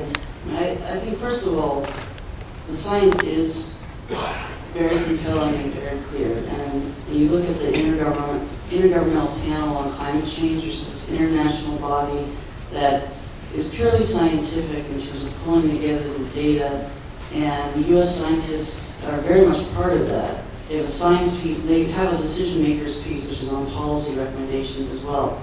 The science, thousands of scientists around the world have agreed that this is happening, that it's largely from human activities, etc. But, there's obviously a short-term issue and a longer-term issue. I think that's part of it, which is a huge challenge for finding a solution, which is because of the short-term costs, because the costs to to different industries and what that will mean, weighing it against some problem down the road. I think you end up with some of the pushback on is this real or not, and some of the delay. Part of it is about communication. I think it's extraordinary. There was a study done by Pew, a poll done by the Pew Charitable Trust that said that most Americans do believe that climate change is real, but then when they did a ranking of where it ranked in terms of what President Obama should deal with, it was dead last. And so then the question is, well, why? Like, what's going on here? What's going on about communicating to people that this is real and how it really impacts them in a way that's personal and in their pocketbook and in their health if it's down the road. So that's the other challenge. I'll add a comment. I think us scientists can compile data and show you charts and graphs and numbers and just put you to sleep with that. But at the end of the day, I think we each make our own assessment of things and based on our own personal experience. I think one of the challenges with global climate change is it doesn't feel very personal yet. Now, I didn't use slides I could have. There are personal stories that are starting to emerge. If you get online, I forget his first name, his last name is Wasif. He's a photographer from Bangladesh. He's taken some amazing photographs of environmental refugees, people who've been driven from their homes by environmental changes. For them, it's very real, it's very personal. And his photographs are really heart-wrenching. They're beautiful photographs and sad photographs because they really reveal the direct human personal impact of climate change. But it's hard for us to personalize this. If you think about why do we worry so much about heart disease and cancer? Well, it's because we know people. We understand what that means. Because if it doesn't happen to us, it probably happened to somebody that we know and care about. We can personalize that problem and it motivates us to take action. It's a little bit harder to do that. When climate change is something, it's a little bit hard to feel 1 degree of change when you've got year variations that are bigger, and it's a little bit hard to feel that personal impact. So I think that's part of our challenge, is it's outside of our usual realm of perception as individuals. The primary component for Great Plains rural economic development is the production of food grains. Houston, can we survive climate change through the promise of genetic engineering? Or is the Nature Conservancy recommending that we start looking at alternative agricultural models or conservation models that will steer us away from current monocropping food grain production?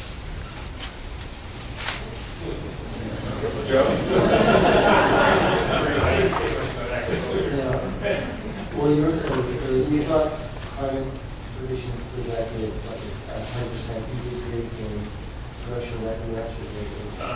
Both. Okay, so under some climate change scenarios, we expect a 10% decrease in agricultural production, but I don't think it's a wholesale. I don't think people are going to say, oh, well, we can't grow corn in the U.S. anymore. It might shift a little bit where it's grown. So not. Well, there's experts in this room. I don't think that's true because the window for some of the conservation triggers for various species of food grain crops is narrower than the panel for climate science that projected. So are you saying we can just go out another way and keep producing milo and wheat and everything else? Not worried about that? But that would be that's a different news.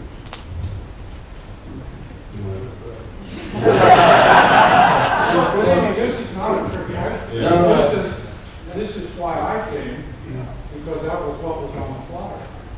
And all the way from Brownsville to Hudson Bay, that's what we're about. That's why we are Great Plains states, and we're some 100 years old, some 141 years old. But if we can't get answers to that question, we can't, we'll have to quit coming to your parents. Yeah, I mean, I can also give an answer not specific to the region, but globally. And I mean, absolutely, and if you look at the issue of just of carbon storage and sequestration, which, as I said, we'll be releasing a report on in a day or so, we do offer recommendations on shifting crops and other practices. So it's not just about erosion and reducing nitrogen fertilizers, but where that happens is not something that we are going to weigh in on, and it's more of a global look at what has to happen. And so, what's the other point? And the other issue, I want to mention there's a report actually out by another partner of ours that just came out a couple of days ago called by World Watch Institute, which is based in Washington. You might want to look at that as well. It's a major report on agriculture, and there they recommend such things as actually growing more perennials as opposed to single crops such as grain, and perennials for food. So as a crop that will hold more carbon in the soil and produce food. So whether public policy shifts in that way, here in the Midwest, that's too hard of a crystal ball for me to predict. But certainly there are recommendations to go that direction. Well, I might add one other thing to that. I mean, there's two sources of uncertainty in projections of climate. One has to do with the models, but the other has to do with the decisions and choices we make in terms of the amount that we choose to limit our emissions. And so one of the important points is that, and that second part, the point about human decisions, is about as large or larger than some of the uncertainty in the models. So the answer to that question, in a sense, probably depends on what we decide to do in terms of whether we get to keep using the same crops or whether that would become unsuitable. But I haven't researched exactly where the thresholds are and how that will impact Nebraska in particular. I think, as still mulling your question over a little bit, but I think it's to me, it's less about, are you going to be forced to do something different because of climate change? I think it's more about, if we as a society are going to try to confront climate change, is that going to call on you to do anything different as you're part of a wedge of solution? And so I don't know enough about the specifics, but if you were just to carry on your business as usual, then your part of the, it would apply to part of the wedge that showed is continuing business as usual, and so there's not a piece of the solution coming from that sector of agriculture. So I think the really question are there changes that could be made to still provide the products that are needed, but that diminish the contributions to the climate change problem and ideally contribute towards the solutions? And I don't know exactly what the answer would be, but I think that's the challenge that's in front of all of us to think about and how we conduct our business. Let me take one question that was handed to us. If we understand that corn ethanol takes 90 years of production to offset carbon released when land is converted, what is the plan to change the congressional mandate that was mentioned that still requires tremendous increase in ethanol production? Let's see. So there's an interesting debate happening right now. So I have two answers to that question. One is that in the Energy Independence and Security Act that has the mandate, they didn't just mandate ethanol, they also mandated ethanol that had a certain amount of greenhouse gas emissions reduction. And so there's actually two pieces to the mandate. Biofuels up through 2015, and then after that, what they call advanced biofuel, which is defined as biofuel not made from cornstarch, which they're thinking primarily cellulosic. But for the first part, for the corn ethanol part of the mandate, they mandated to meet that mandate, it has to have a 20% greenhouse gas emissions reduction, and they actually included in the law that it had to take into account direct and indirect land use change.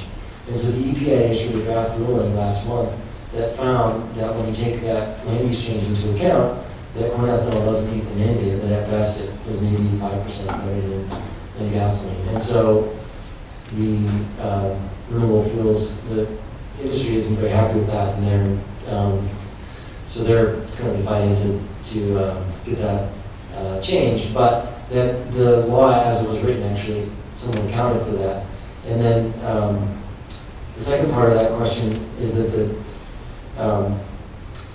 it's actually not that much more. If you include the 2 billion gallons of capacity that's right now is idled, there's already, and if you include the stuff that's under construction and being built, we're already at 14.5 billion gallons of capacity right now. So it's not actually a very big increase over what we already have after the, because in 2007, the corn prices went up and they passed the law, and speculators drove the price of corn up, and everyone, once they passed that mandate, everyone was investing in ethanol. So there's already been, in a way, that boom's already happened, and we're already pretty close to that mandate. Yes, sir. To address the gentleman's question about why is there skepticism about global warming, I think there's two pieces. We've seen a half degree of warming, but for the scenarios over the next 100 years, they're all based on a computer model in which we model anywhere from 3 to 4 to 5 to 20 degrees, if you believe Al Gore. The problem with those models is carbon dioxide is a very well understood gas. It absorbs a well-known amount of energy. It's the other impacts that are built into those models, those other assumptions. Carbon dioxide is like a fifth of the warming. If you just put carbon dioxide in the atmosphere, it'd be warm maybe a degree. It's the other assumptions in those models that say, no, it's going to be many more degrees. And the other issue is there are thousands of scientists that are on board and agree with all the premises. There's also many thousands on the opposite side that say no, the models are wrong. So I think that's where some skepticism is from. You want to address that? Yeah, so that's actually an inappropriate simplification of the situation, I think, to be really candid.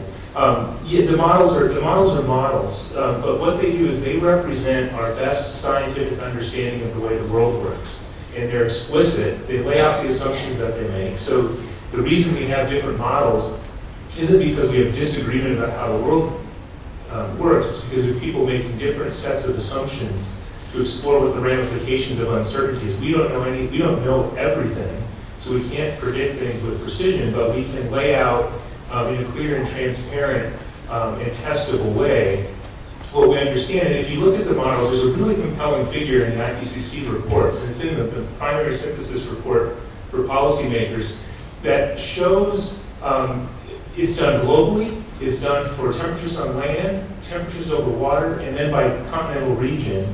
It shows the observed trajectory of temperature so it shows what have we observed, and then it puts models to test, and it puts two sets of models against those data to see which is the better way of explaining what we've already observed, and therefore gives us the most confidence in what we're going to see. And if you only include all the natural forcing functions, wobble in the Earth's rotation, variation in Earth's orbit, sunspot variation, volcanoes, which can essentially shadow the Earth in mission. You use only those natural forcing functions, all of which are also quite well understood and have measurable and modelable effects. You get a temperature, you predict a temperature trajectory that does not match what we've seen. It's only when you add in the anthropogenic greenhouse gas emissions and the warming contribution that they make that you can begin to replicate what we've seen. So I think you're right, the models are numeric and they're just projections, but the evidence is becoming more and more clear. If you actually go back and you look up the older IPCC reports, it's IPCC 4 is what just came out, and the divergence between natural forcing only and natural plus man-made forcing is now clear and consistent across each of the continents, globally, over land, over water. You see that same divergence. You can only explain what we've seen if you include the forcing of human-derived factors. If you go back a couple of reports, actually it was less clear.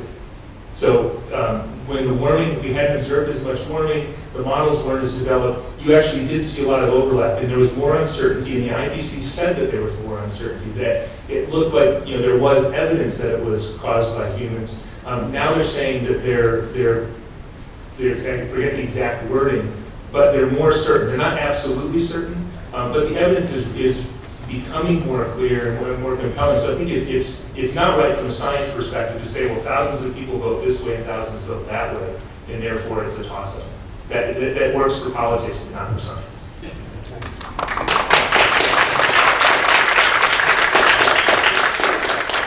Just on the same premise, though, 100 years ago, the consensus was that What is your question? the continents were What is always your separate. We can't just use consensus to say it is valid, just like we can't use consensus to say it's not. Okay, I just wanted to challenge the language. All week long, everybody says this is a tough challenge, it's a big expense, it costs a lot of money to change the economy. The report that's in front of you, published by the Pentagon in 2003, says it's $180 billion over 10 years, you're oil-free at 25. Windows, doors, and insulation, there's nothing hard about that. The French have redesigned the wind turbines to be put onto the power transmission towers so you don't use land uses. Solved. So there's lots of solutions. Jimmy Carter talked about them. We've been talking about them for 30 years. And nobody talks about, well, why don't we make the mayor change the building permits? Why don't we create a fee-based program? All of these things exist, and no one ever talks about the solution to pollution. We've all watched PBS. We know that there's a problem. So, instead of saying it's costly and it's hard, carbon fiber for your cars instead of steel. Both of those are American industries.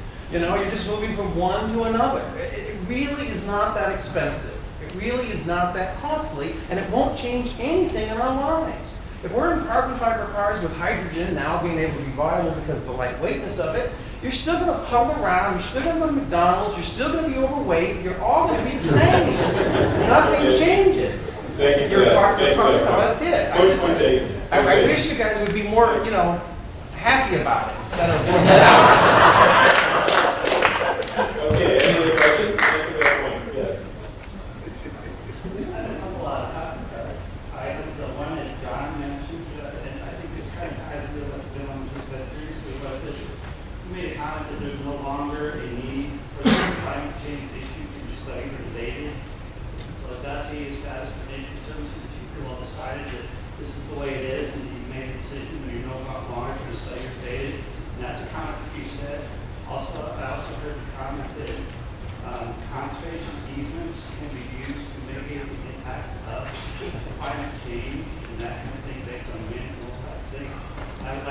understand how a easement to protect an area which is in this situation, which it is, can offset something that's changed in winter that kill birds and that.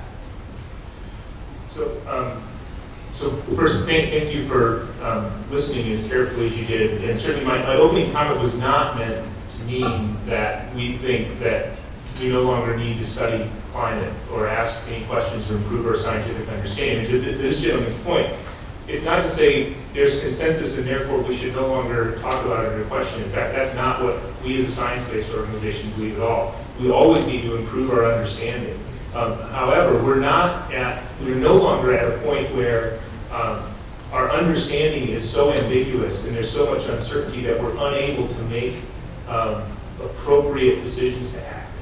So what I was wanting to, my comment was meant to segue into, we have a real issue that is demanding action, not just discussion and study. So I think we certainly have more to learn about climate. There are still uncertainties about exactly how things are going to interact, exactly how they're going to play out, that are going to be important and are going to be, we need to learn about them in order to refine and modify our actions, but we can no longer use uncertainty as an excuse for inaction, is I think the way we look at it. To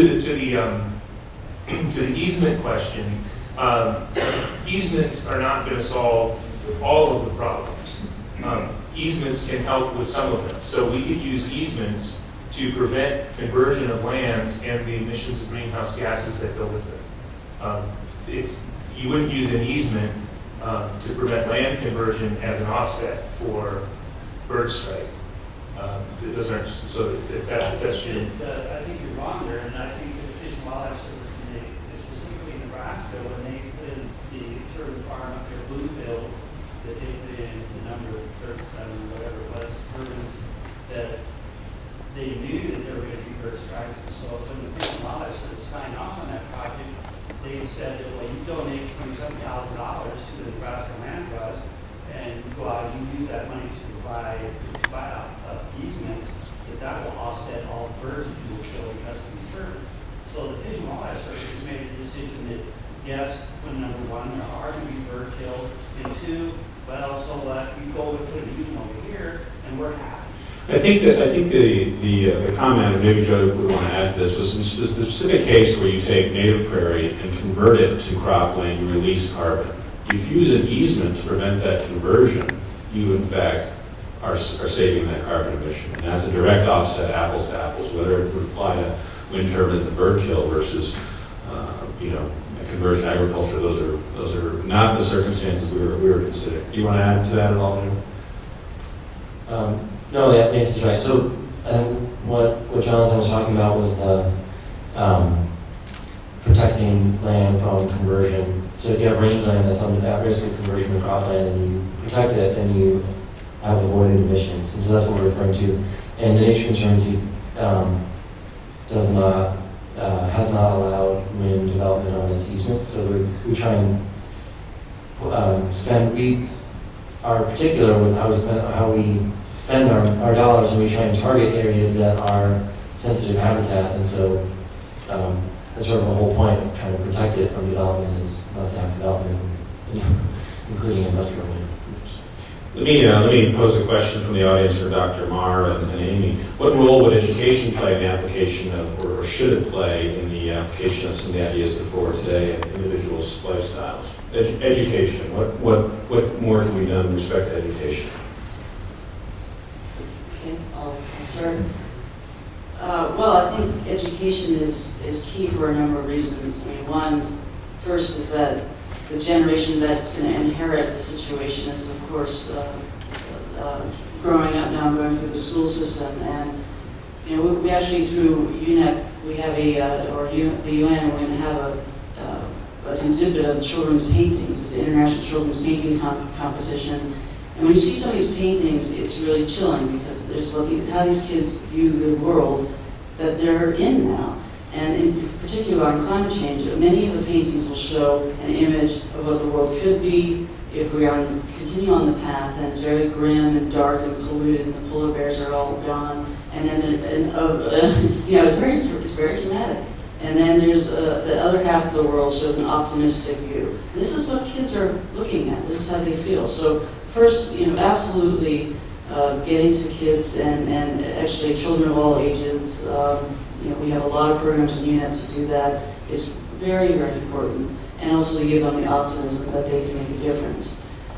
So it's key. And I think the second point is that to overcome what we've been talking about here, which is how do you convince people that it's meaningful to them, and how do you bring that message home. One thing I want to add while I'm on this is that related to that, it's not just about models anymore, it's about actual data. So that's what we look at when scientists say what's happening out in the environment. So the models are very critical, but actually what's happening in some cases are that the actual data, the measurements of natural phenomenon are happening more quickly than the models predicted. So for example, the sea ice melt in the Arctic is happening more quickly, and that's very measurable. And again, that's a way, I think, of bringing the message to people and getting that out through education and other means. Very much agree with quite a few of those comments. Often science is conceived as a bunch of specialists looking at a very specific problem. They come up with a solution, they implement it, and then we'll benefit. This is really quite different, isn't it? Because what it requires is very broad, widespread action, and that requires education. I think it's that simple, that this isn't something that scientists can solve. It's something that's going to require action at many, many different levels, so education is key to that. The other thing is that it's a very complex issue. We heard some minor debate here and some questions. I've encountered this quite a bit before. So if you're to make up your minds, you need to be able to understand a little bit about the role of methane, or I've heard a lot about the role of water vapor and so on. It doesn't take 1 or 2 hours. It takes literally much longer time, a course worth of effort to understand how the Earth operates and what global warming is really about. And one place we can accomplish that is in education. So I think it's absolutely crucial, mainly for the first point. This is not something that scientists solve. I'm also very impressed, by the way, about how things are shifting. Are we really only scientists? I heard a lot of things that I would actually call engineering, that we're shifting from thinking about global warming science to global warming engineering. Using that very different word really puts a different cast on it, if you think about it. We're now engineering the global climate. We're engineering environments. We're helping species to migrate. So I think that education is also a very important place for discussion about these perspectives and changing our view of things. But more and more I'm struck by this engineering aspect, and that simple change in word is very powerful for me. On that note, another question for the audience is on engineering is money better spent on large wind and solar farms or more on home scale units? And what are the opportunities or options there? We were just chatting about that earlier today. Joe, you want to take a crack at that?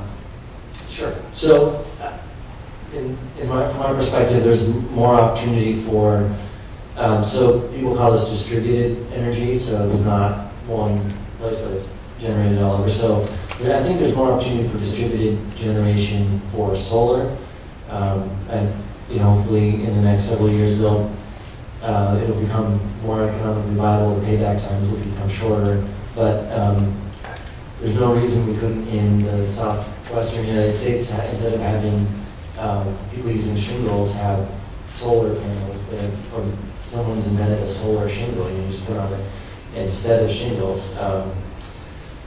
Those kind of technologies, if they become a little bit cheaper, should be subsidized and supported. With wind, it's a little bit more complicated. There are residential turbines, so there's something that's like 30 feet tall that looks like a glorified windsock or something that's kind of like a ribbon, and it spins this way without blades that hit things, and those can work really well, but those don't produce very much power. And one of the things that it's important to recognize with wind is that even the big turbines don't blow all the time, only 20, 25, 30% of the time. And so And the farther you get up off the ground, the windier it is. And the amount of energy you get increases to the third power of wind speed. So a little bit of more wind speed gives you a lot more power. Well, the new turbines are 100 meters, it's like 100 yards tall at the height. So those things go up to where the wind is, and they catch a lot more wind, they generate a lot more power. The new turbine, one turbine, they have turbines that are 2.5 megawatt, 3 megawatt turbines, one turbine. So to get to that scale, you have to have 1 billion. You have to have you have to have a whole lot of little wind turbines, and they just wouldn't do very much. So I'm more optimistic on the solar end for distributed. But again, distributed generation is a great thing that we should be researching more. Amy, do you have anything to add to that in a global perspective? Well, thank you, because, when you look at the developing world, you actually do have to really look at distributed in many cases. And we've done a lot of interesting projects, for example, with solar in particular. For example, working with financial institutions to lend money to residences and to small businesses to put solar in place, solar water heaters, solar power on homes. So, and they're off the grid. So for example, in India, we worked with one community where we had 100,000 people for residences with solar in their homes off the grid. So that's something that just we have to do in certain countries. Time for one more question in the back. Yeah, you talked earlier about the full cost of accounting, which really isn't done very often. How do you think, if we were to do a better job of full cost accounting, how would that affect the model under which we kind of run industry and other agriculture and things? Let's take back that. I'll at least say that it's a great question. We were in a meeting this morning where that topic came up, and I'm not entirely sure how it would play out, but it would challenge you, I think, to think about kind of a whole life cycle costs and benefits of different products. And so I think that right now we probably don't think much at all. In fact, we probably expect to get whatever sort of fresh fruit and vegetable we might want to eat in any given week in our supermarket. And it's partly because we bring them in from all corners of the world. I wrote a paper a couple of years ago where I went through my cupboards in my closet just to try to identify how many different countries I had products from. And I was shocked and embarrassed in some ways. But, wine is coming from California, from New York, from Argentina, from South Africa, from Europe. Chocolate's coming from all around. I live in Seattle, so I drink coffee. Coffee comes from a remarkable number of places. When you get home, look at the tag on your shirt and see where different places clothing's coming from. All that's moving. So I think the sourcing might change because of the transportation costs might factor in. And I think the production loads might factor in. So it's a whole bunch of different ways it could change. It's a little hard for me to predict exactly how, but it raises some really interesting questions, I think, about how we think about what products cost the world and cost us. Yeah, I'm glad that question was asked, because I'd like to leave people with a provocative question back to you as you leave, which is, we're really been talking about the U.S., I think, primarily at this forum. But if you look at the whole world and how many people are in poverty and all the development goals that we have to get access to fresh, safe drinking water, et cetera, you have to also look at this issue of price and cost and what are people buying, and then it gets into a whole sticky set of issues about values. One issue, for example, is, you think just buying a hybrid or a Prius will solve a problem. Well, if every 1 in 9 billion people in the world get Priuses, we're going to be in trouble, and we can't, afford that in terms of the emissions. So it's really, you get into, when you look at the global issues and all of the other factors here, issues of equity and standard of living, basic standard of living, and the cost issues and what that equation does for those decisions is key. Well, we hit a 2-hour mark. I really appreciate you all coming out today. I hope this has been helpful and helping you learn more about the issues and being a little provocative and spur your further inquiry. If you didn't pick up the brochure on the table there, please do so on the back. There are some websites and some resources that might help you continue your education on this topic. And will you please join me in giving our panelists a final round.